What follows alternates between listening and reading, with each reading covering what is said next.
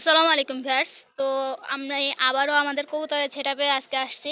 কালকে আপনারা অনেকে দেখছেন যে আমাদের কবুতরের ঘরের যে একটা নাজুক অবস্থা ছিল।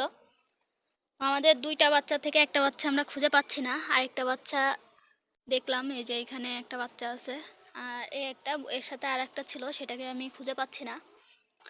আর কালকে আমি যে কাজটা করছিলাম সেটা হচ্ছে, আমাদের কিছু পুরাতন প্যান্ট ছিল, সেই প্যান্টগুলো কেটে এখানে আপনার হচ্ছে ওদের বসার জন্য জায়গা করে দিছি। কারণ এখন তো খ্যাট ট্যান নেই, সব ভিজে গেছে বৃষ্টির পানিতে। আর উপরে একটা টিন দিয়ে দিয়েছিলাম যাতে বৃষ্টির পানি না পড়ে, তারপরও পানি পড়ছে। কারণ বৃষ্টির ভিতরে কাজ করা কিন্তু অসম্ভব। আর যারা একটু অভিজ্ঞ আছেন আমাদের এটা একটু জানাবেন যে বৃষ্টির পানিতে ডিম ভিজে যাওয়ার পরে সেটা কি আবার ফুটবে কিনা। গরম আছে, তবে এইখানে যে সেটআপটা আছে আপনার কবুতরে যে ডিম দিছে এটা পুরোটা ভিজে গেছে, মানে পানি এখনো পড়তেছে।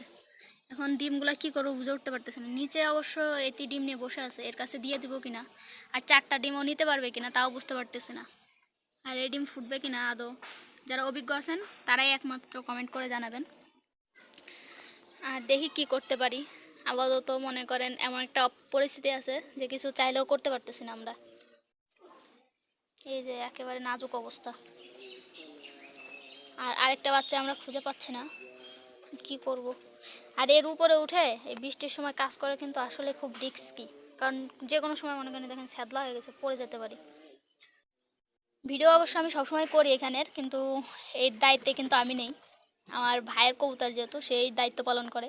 জাস্ট আমি আপনাদের বিনোদন দেওয়ার জন্য বা এই বিভিন্ন কিছু জানানোর জন্যই মূলত ভিডিও করে থাকি। আফসোস, কিছু করার নেই আপাতত। যারা অভিজ্ঞ আছেন একটু তারা পরামর্শ দিলে ভালো হয়। যাই হোক, আল্লাহ হাফেজ, বাই বাই, টাটা আজকের জন্য।